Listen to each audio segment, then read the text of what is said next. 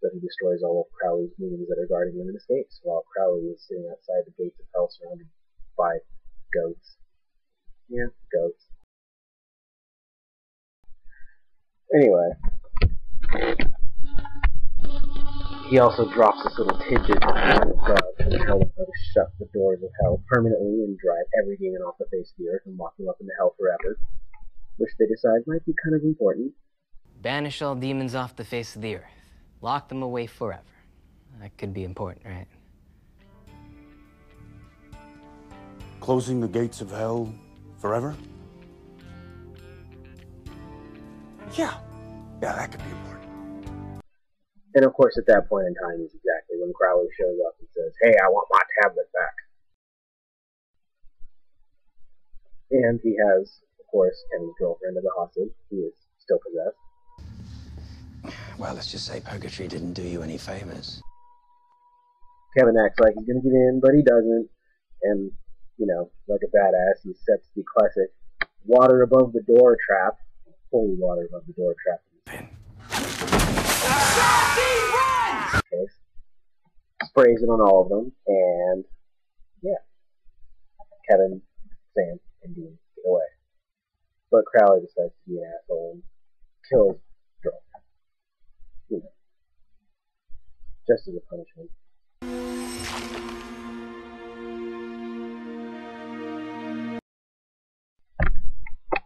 Anyway, we end with Sam, Dean, and Kevin all on the run, and then a mysterious phone call from Ben. And that's the end. Kind of an abrupt end, really, if you ask me. But that's all, folks.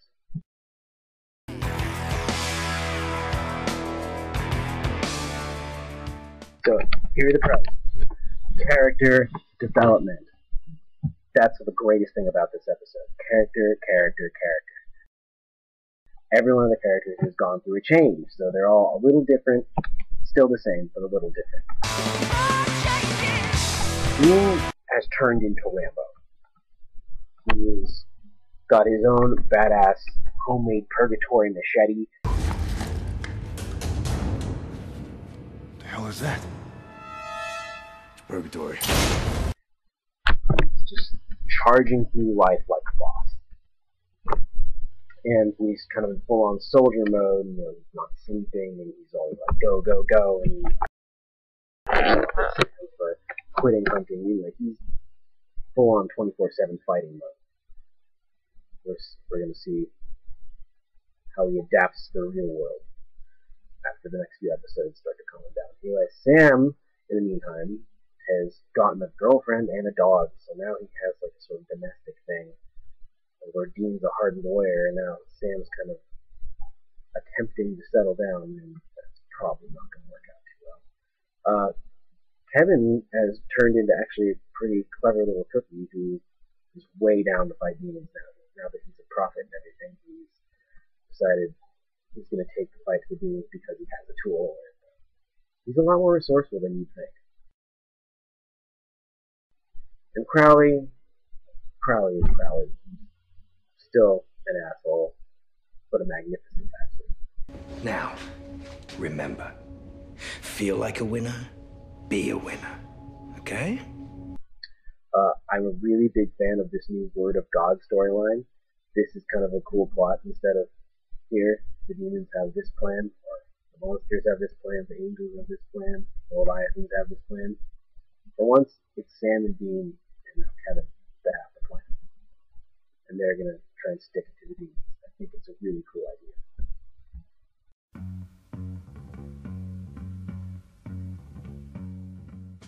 So here are the cons. Benny. Now Benny's a cool character and all. I'm kind of intrigued by him, like what they're going to do with him, how he's supposed to fit into this whole story, but for the most part, beyond helping Dean get out of purgatory, he's pretty irrelevant to the whole story. So, I mean, I know they're probably setting up to do something bigger, but as of now, in a single story, there's not much of a point to him. And, Kevin's girlfriend, ex-girlfriend, sort of girlfriend. What is he to her? Are they together? Are they not together? I mean, I know they like each other, but I wish they would develop that relationship a little more before asking us to care about it. Speaking of which, he didn't seem to care about it that much. I mean, I know he seemed all disappointed and bummed at the end, but I mean, bummed? Kevin? How you holding up? Awesome. The King of Hell just snapped my girlfriend's neck. How about you? I mean, shouldn't he be freaking out that his love is dead, not bummed? I don't know. The way they kill her was weird too. I mean, the neck snapping.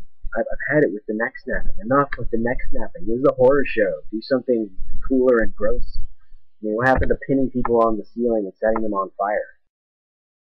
Come on, Supernatural. The only other complaint I had about this episode was there was hardly any action. It was really talky and really slow moving, which is fine when you're setting up a season premiere. It's just, you need some bursts of action to balance it out, and I wasn't seeing a lot of that. Really just a little bit at the end, and that was kind of all there was.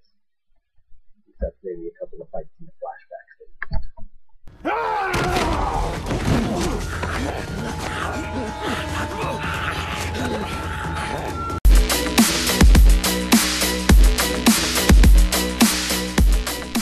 Anyway, my final verdict on this is it's a good episode, but it's not great. It's not as you expect for a season premiere. It's got a good story. It just needs a little something extra to really deliver that story. And that seems to be sort of a part one of a 2-episode story.